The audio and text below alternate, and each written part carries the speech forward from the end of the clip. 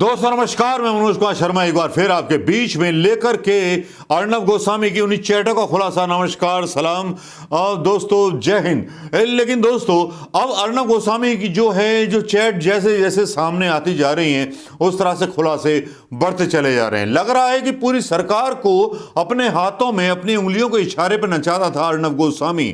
चाहे जज हो, चाहे गृह मंत्रालय हो या कोई भी हो, अर्नब गोस्वामी ने तो बस सबको नचाने की ठान रखी थी। टीआरपी के चक्कर में वो पुलवामा के शहीदों पर भी जश्न मना रहा था।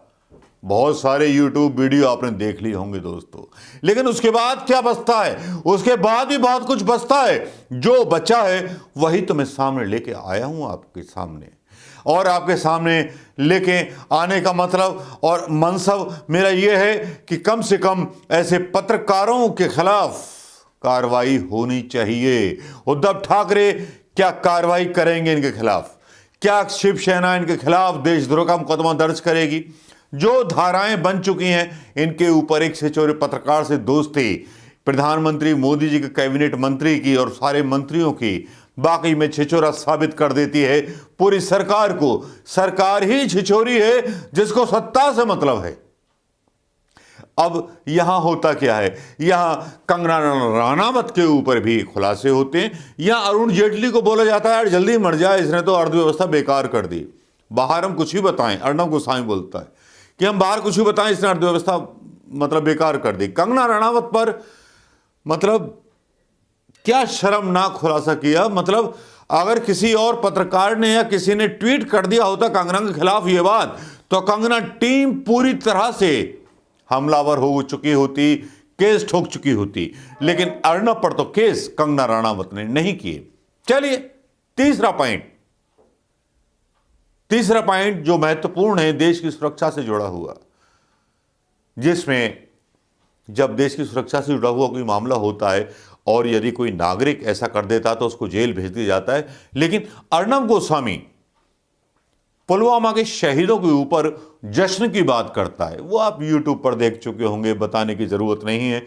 और जश्न की बात करने वाला एक ऐसा पत्रकार जो खुश होता है 40 लोगों की शहादत पर, और जिसके पास सियालकोट के पूरे जो एयर स्ट्राइक होने वाली है जिसमें कौवा भी नहीं मरा, जिस कौवे को मारने के लिए एक ऐसे राजनयिक का बयान जारी किया गया गोदी मीडिया के द्वारा जो 2011 में मर चुका है, जिसका वीडियो मैं पहले डाल चुका हूं। लेकिन दोस्तों सबसे खतरनाक बात होती है और मूर्खता होती है कारपोरेट मीडिया की। जिस तरह से कारपोरेट मीडिया ने एक मूर्खता का जहर हिंदुस्तान की नसों में घोल दिया है, उसको समझ नहीं पा रहा हूं। उसको कोई भी हिंदुस्तानी समझ नहीं पा रहा है। लगता है फिर एक बार कलम मुझे उठानी पड़ेगी, अपने आप को व्यवस्थित करके एक बार फिर से लेख शुरू करने पड़ेंगे लिखने, जो मैं अपने azadmanoj.com पर लिखता था। चलिए लिखूंगा, अगर आप बोलेंगे तो बिल्कुल लिखूंगा। जितनी मूर्खता कारपोरेट मीडिया ने फैला रखी है, देश की मां बहन एक करके रहेंगे। पक्का है, मां बहन एक करके रहेंगे। ये तांडव पर मेरा डायलॉग होगा, दूसरा और तीसरा, चौथा, पांचवा। लेकिन आप कल्पना कीजिए एक ऐसा बयान आ जाए अर्नब के खिलाफ प्रधानमंत्री मोदी जी का, जिसमें वो बोले भारत की आजादी के बाद, स्वतंत्र भारत में 70 सालों के बाद, भारत माता की पीठ में छुरा घोंपा गया। मित्रों, क्या कोई इसको माफ कर सकता है? आप माफ करोगे या मैं माफ करूं? माफ कर सकते हो सरकार के और अर्नब के खेल को। और कल्पना कीजिए ये आवाज प्रधानमंत्री मोदी जी की है। कल्पना कीजिए ये आवाज प्रधानमंत्री मोदी जी की है जो बोल रहे हैं यही डायलॉग। अगर विपक्ष में रहे होते या पक्ष में रहे होते, जहां भी रहे होते, आज ये हालात चल रहे होते। जजों को रिश्वत देने की बात की जा रही है। सुप्रीम कोर्ट मुंह पे ताला लगा करके बैठा हुआ है। सुप्रीम कोर्ट के जज भी नहीं बोल रहे, सुप्रीम कोर्ट संज्ञान नहीं ले रहा। देखिए इस आतंकवादी पत्रकार गुंडे को, जिसने पूरे देश की व्यवस्था को और लोकतंत्र को और संविधान को ध्वस्त करके रख दिया है। किसके इशारे पर? कौन है वो आदमी? कमेंट में लिखना जरूर दोस्तों। वो आदमी कोई तो होगा जो इनको शह दे रहा होगा। अमित शाह एएस के नाम से आ जाते हैं, एएस के नाम से आ जाते हैं। अब एएस का मतलब अमित शाह है या अंकिस्थान, सस्तु, बस्तु या अंजू शर्मा या कुछ भी हो सकता है, लेकिन लोगों के दिमाग में तो सोशल मीडिया में ये चल रहा है ना कि अमित शाह होंगे साथ में मिले हुए। बालाकोट स्ट्राइक की पहले खबर कैसे चल गई? पहले खबर कैसे पता चल गई कि 20 मिनट पहले इन्होंने, इस घृणित व्यक्ति ने, जो टट्टी उठाने लायक नहीं है, केवल अंग्रेजी जानता है, पत्रकार बन गया अर्नब गोस्वामी, जिसको मनमोहन सिंह ने पत्रकार बना दिया। अपनी यूनिवर्सिटीज में, नई यूनिवर्सिटीज के बारे में एक क्वेश्चन नहीं करता है। इस गधे को, इस घृणित व्यक्ति ने 20 मिनट पहले जब इसको पता था कि पुलवामा में अटैक होने वाला है और 20 मिनट पहले इसकी टीम पहुंची हुई थी, तब इसने सरकार को क्यों नहीं बताया? क्या पाकिस्तान से मिला हुआ था ये, या पाकिस्तान के साथ सटापटी थी इसकी?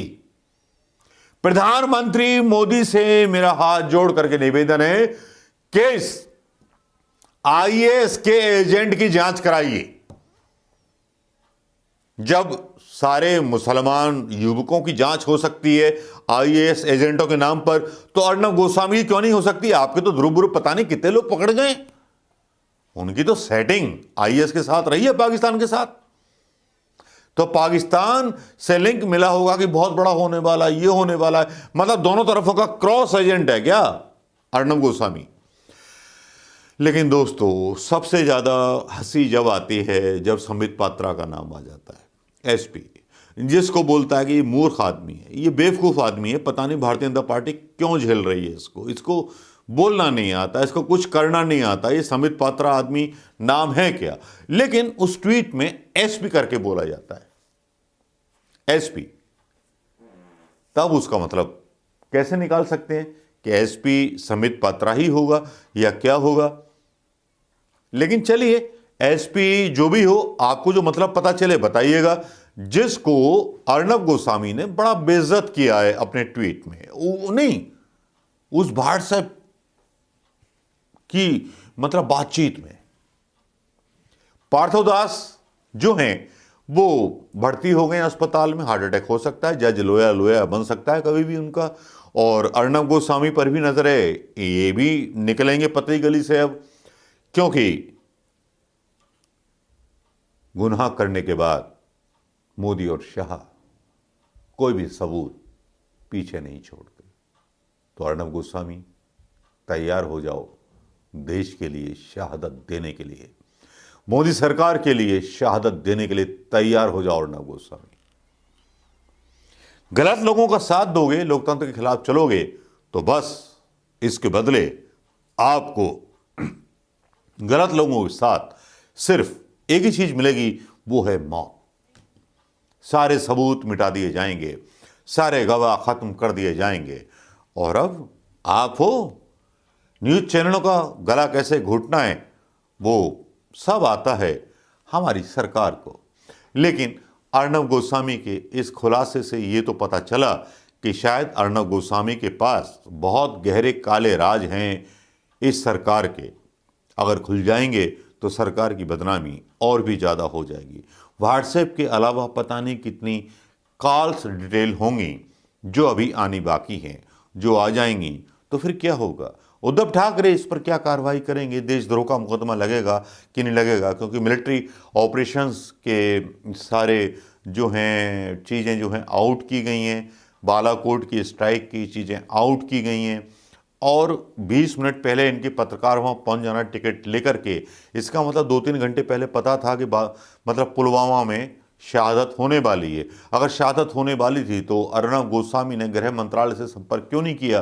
क्या वो पाकिस्तान के साथ मिला हुआ था?